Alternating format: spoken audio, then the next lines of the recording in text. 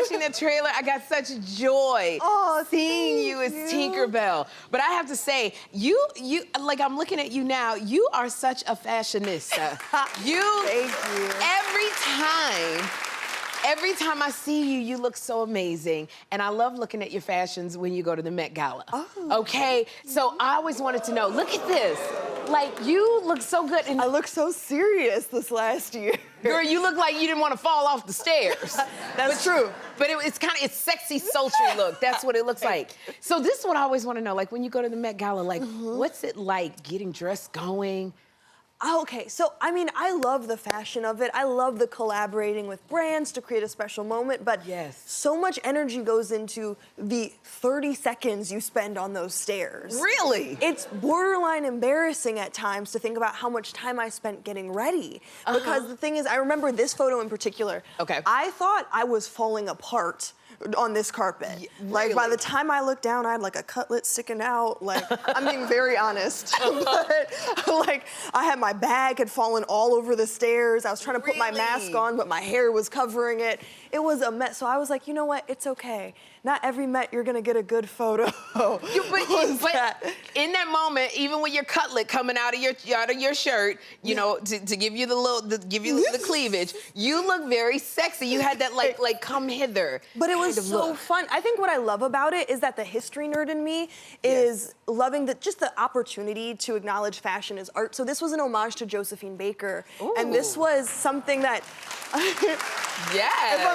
if I'm being honest, I was definitely pulling these references while I was in class. But I was. So you weren't studying your test. You were pulling the references. I was so inspired in this one moment. They said the theme was Americana. I was like, no one represents like an icon in Americana more than this woman to me. So to be able to represent an icon and to do it with Dior, who had actually dressed her when she was performing, was so exciting. So I sent like a proposal. I was like, hey guys, I have a thought.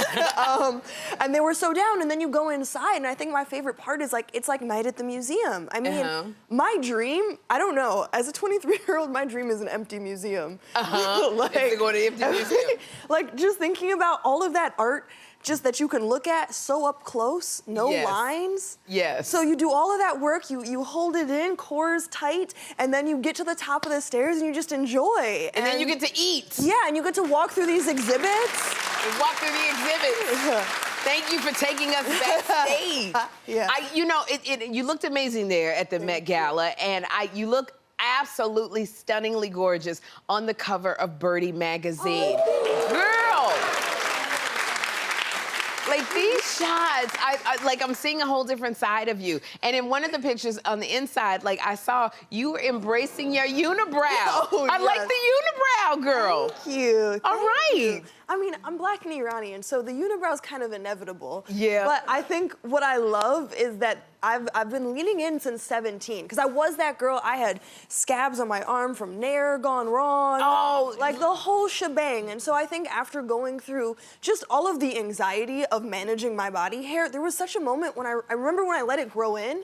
And right as I was about to take the little thing and cut my eyebrow too far in, I was like, hold on, Yara. Let's wait a minute and let's think about this. And now I don't know if I like how my face looks without it. Like I like it. That makes you you. Yeah.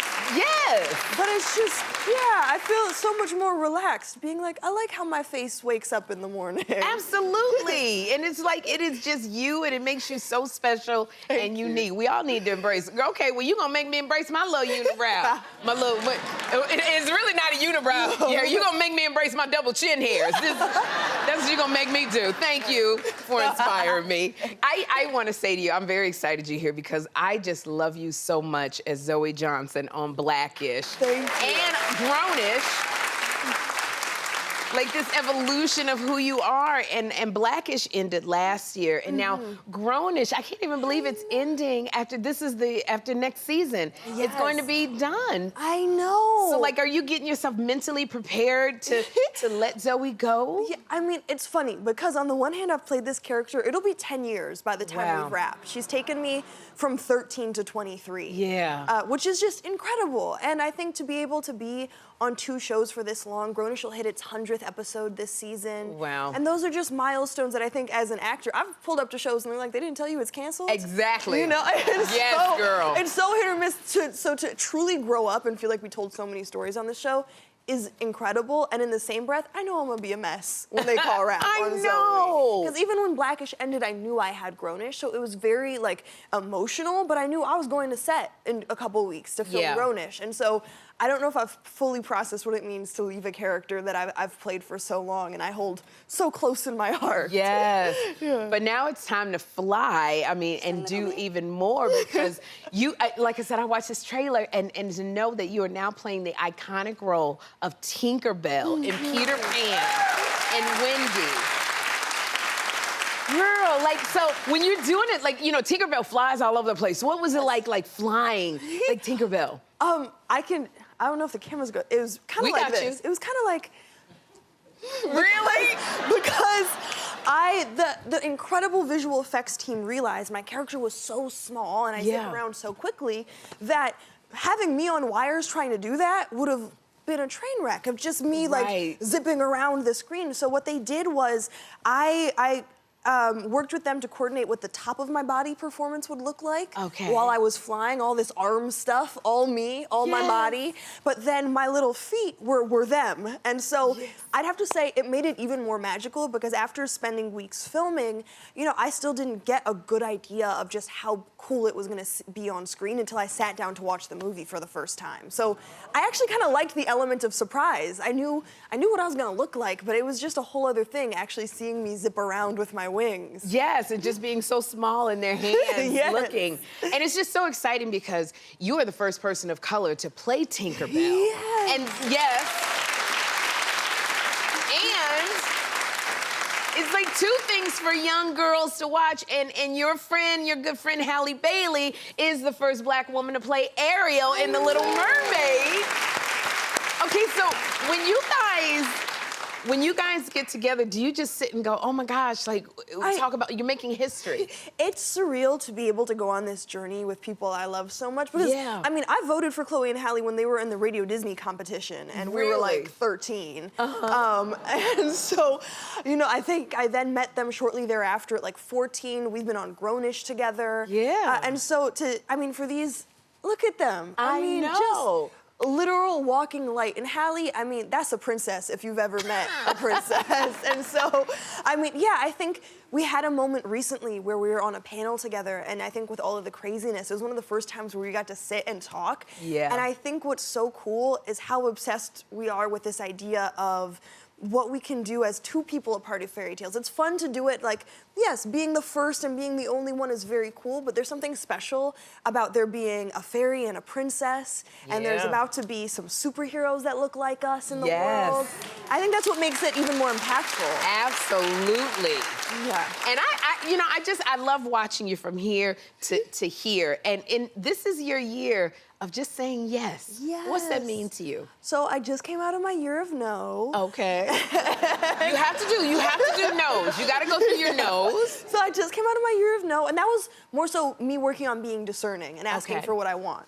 But my year of yes, it's particularly my year of hard yes. Because I'm grateful to be in a space where I have opportunities coming my way, but I realized I wasn't focusing on what was fulfilling. And so the one thing my mama helped me do is literally anytime I have an experience I love start to finish, we write it down. We try and figure out what was it about this experience? What was it about this thing so that we can recreate that?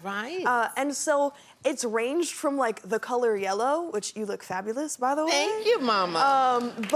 To the fact that I love music and concerts and actively prioritizing those things because I don't know, I've always been a bit of a square, which is funny because that's just like, my parents are very, very much like go live your life, just be thoughtful in the world.